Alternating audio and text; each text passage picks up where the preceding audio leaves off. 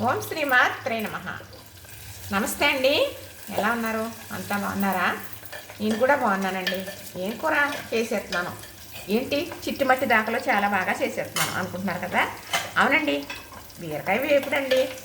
ఇలా బీరకాయ వేపుడు వేపేవి అనుకోండి, మరి పచ్చానికి ఇలానే వేపుతారు.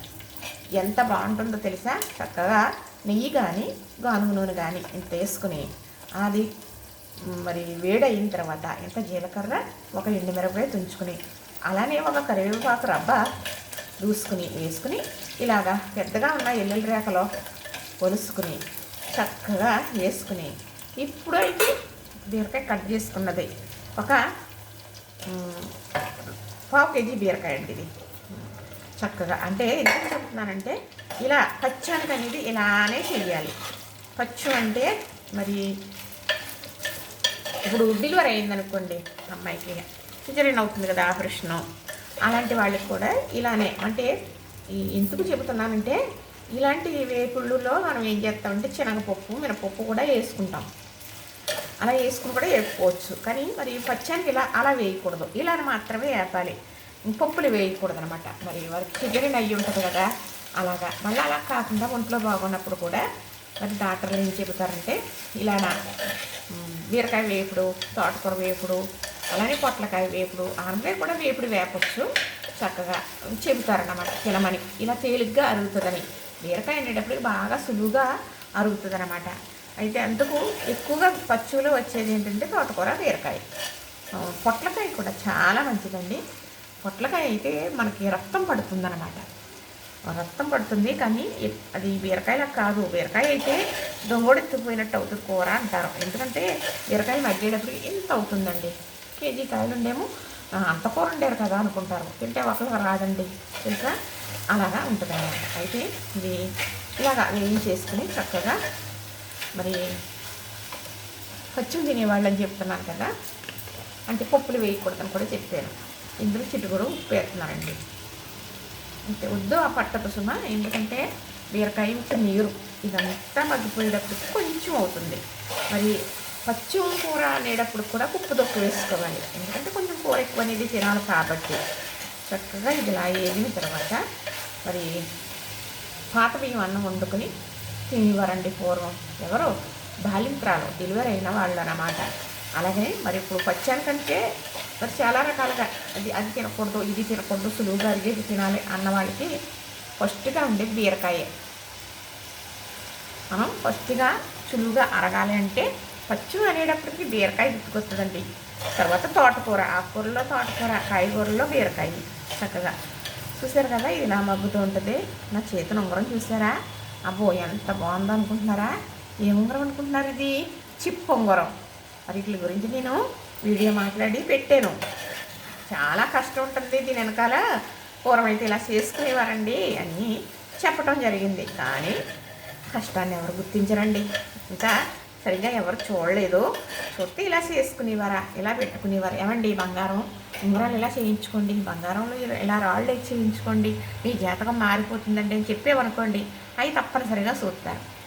ఇందులో ఉండే కష్టం చూడరు, దీనివల్ల వచ్చే విలువ కూడా చూడరండి.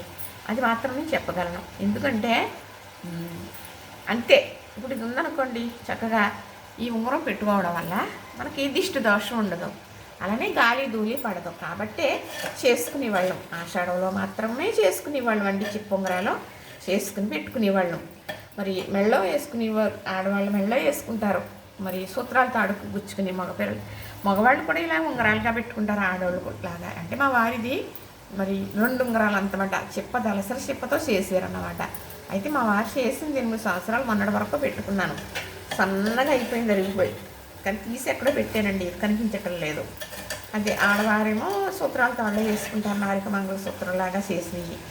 మగవారు ఆడవారు చేతికి పెట్టుకుంటారు. మరి పిల్లలకు కూడా మొల్లో వేసుకుంటారన్నాను. ఇంకెవరో పెట్టుకోకూడదంటే అందరూ పెట్టుకోవచ్చండి. అంటే మెళ్ళో సూత్రాలు తాడు వేసుకుంటామంటున్నాం, కానీ ఏదన్నా గొలుసుకు కూడా అలాంటి బిళ్ళలాగా వేసుకోవచ్చు. మరి బంగారం కదా అని బంగారానికి విలువనిస్తాం తప్ప దీనికి అంత విలువనివ్వరు. మరి దాని గురించి తెలియక దేంట్లో అయినా వేసుకోవచ్చు, ఎవరైనా పెట్టుకోవచ్చు. వారు వీరు పునిస్త్రీలు అని కాదు. అంటే పునిస్త్రీలకి ఇస్తానండి అని ఏదో చెప్పాను నిన్న. దేనికంటే సూత్రాల తాళ్ళే వేసుకుంటారు కాబట్టి అనడం జరిగిందనమాట. అని ఎవరన్నా పెట్టుకోవచ్చు. కానీ ఈ ఉంగరాలు మనం చేయటం సాధ్యం కాదు. పూర్వమైతే మేము ఎంత కష్టపడి చేసేవాళ్ళమో పెద్ద వీడియోలో చెప్పేసాను. అయితే అలా మా వారికి చెప్తే లేత్ వర్క్ అండి మా వారిది. ఆ లేత్ వర్క్ మిషన్ మీద చేస్తారు. ఇలా ఉంగరం తయారవడానికి 3 గంటల టైం పైనే పడుతుందంట. చిప్ప ముక్క తీసుకుని, చిప్పను బద్దలు కొడితే ముక్క తీసుకుని ఆ ముక్కకి రంధ్రం పెట్టి, ఆ రంధ్రం పెట్టిన తర్వాత చుట్టూ ఉన్న చిప్పను కూడా మరి కొయ్యాలన్నమాట. మరి మిషన్ మీద కోరతారంట. మరి మేమైతే పూర్వం అది అరగ తీసేవాళ్ళం. అన్నం పెట్టినాక ఇదే మరి అద్దం పెంకులు సేకరించుకుని చేసేవాళ్ళు. చాలా కష్టం ఉంటుంది అన్నమాట. అది చెప్పాలి అని అంటే అది నిజంగా అంతరించిపోయినట్టు ఎవ్వరు కూడా ఏ వీడియోలో చెప్పలేదండి. అలా చేసుకుని పెట్టుకునేవారు గాలి ధూళి పడదని. మరి మాలాంటి పిల్లలు అప్పుడు 11-12 సంవత్సరాలు అమ్మాయినప్పుడు బోళ్ళ మందికి చేసి ఇచ్చేదాన్ని. అప్పుడు చేయడానికి ఒక ఉంగరానికి బోల్ టైం పడుతుంది అంటున్నాను కదా. అలాగా ఇంకొకరిని ఉపయోగించుకుని అరగదీయడానికి కొంచెం అన్నం పెద్ద చేయడానికి ఎక్కువ వేసేసేదాన్నిలేండి. చక్కగా ఇది ఎప్పుడు అవుతుంది కదా. ఇదైతే పచ్చిమ కూర. ఈ పచ్చిమ కూర చక్కగా ఇలా చేసుకున్న తర్వాత ఉప్పు కూడా తక్కువ వేసాను కదా. దీనికి తగ్గట్టుగా ఈ కూర ఎంత ఉందో అంత రైస్ పెట్టేసుకుని తిన్నారనుకోండి.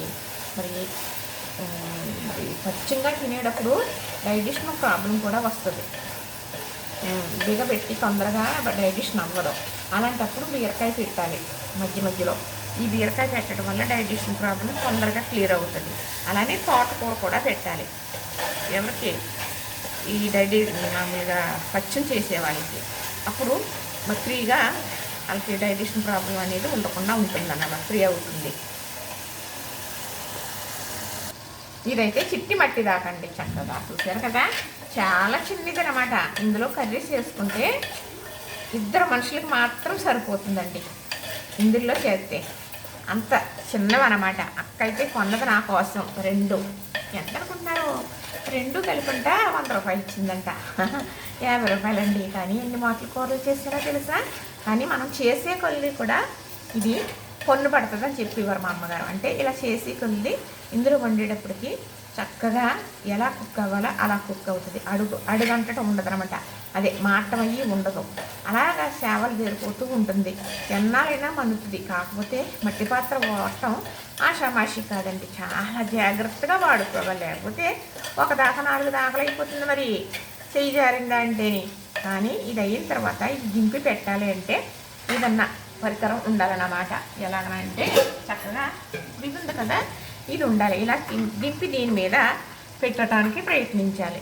లేదు ఇలా ఉందనుకోండి గిన్నె, దీని మీద కూడా పెట్టవచ్చు. నేరుగా ఇలాగ మొట్టు తగిలేటట్టు పెడితే మీరు ఈ దాకా అనేది పోతుంది తొందరగా. అది అన్ని కిటుకులు ఉంటాయండి. దానికి తగ్గట్టు మనం చేసుకోవాలన్నమాట. చూసారు కదా, చక్కగా బీరకాయ వేపుడు రెడీ అయిపోయింది. చూసారు కదా, ఇంతేనండి. చక్కగా ఇది కొంచెం వేగాలండి. కొంచెం వేగాలి. చక్కగా ఇలా వేస్తే ఇప్పుడు బాలింత్రాలకి పచ్చిమ భోజనం కానీ, ఎవరికన్నా హెల్త్ పరంగా బాగోలేనాడు పచ్చిమ భోజనానికి కానీ ఇలాగ మాత్రం వేసి పెట్టాలి. వెల్లుల్లిపాయ వేయడం వల్ల మరి బాలింత్రాలకి కుట్లు వేస్తుంటే కుట్లు ఆరుతాయి, ఒళ్ళు ఆరుతుంది. మరి బ్లడ్ అనేది మంచిగా పడుతుంది.